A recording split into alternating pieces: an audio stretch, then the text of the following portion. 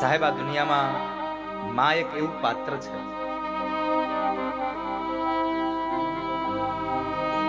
સમય બદલે એટલે તમામ વ્યક્તિ પોતાના રંગ બદલે,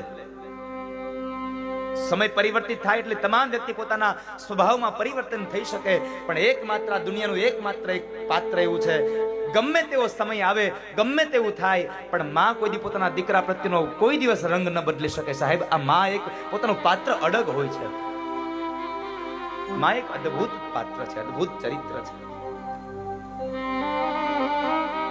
અદ્ભુત ચરિત્ર છે.